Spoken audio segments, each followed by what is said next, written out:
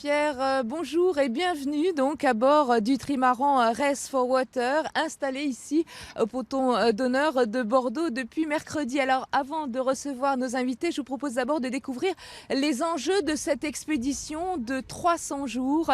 Nous étions avec Sylvie Tuscmounet à bord de ce trimaran à son arrivée à Bordeaux mercredi. Regardez.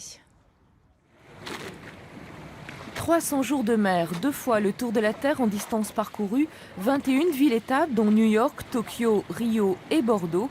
C'est l'aventure qui attend l'équipage de Race for Water, avec pour objectif mobiliser le grand public sur la pollution par les déchets plastiques des 3 océans, Atlantique, Pacifique et Indien.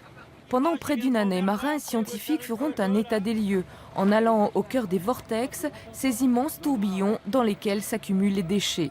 Chaque année, en effet, 250 millions de tonnes de plastique sont produites sur Terre, dont 10% finissent à la mer. Au terme de l'aventure, la Fondation proposera des solutions en termes de collecte et de recyclage de ces déchets plastiques.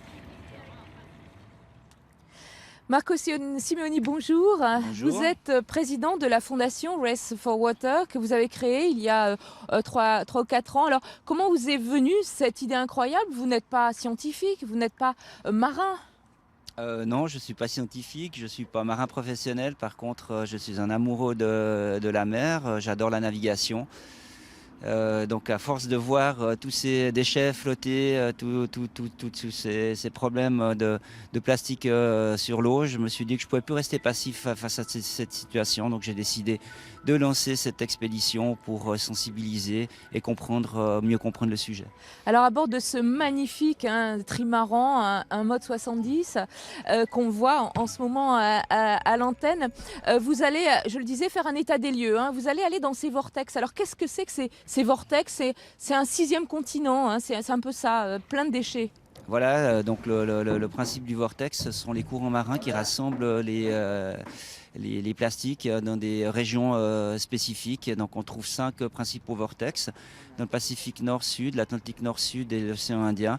Et nous allons parcourir ces 5 vortex afin de comprendre mieux la problématique de ces déchets, la problématique que vivent les populations sur ces îles. Avec à terme, j'imagine, des objectifs. On en parlera tout à l'heure avec Steve Ravussin.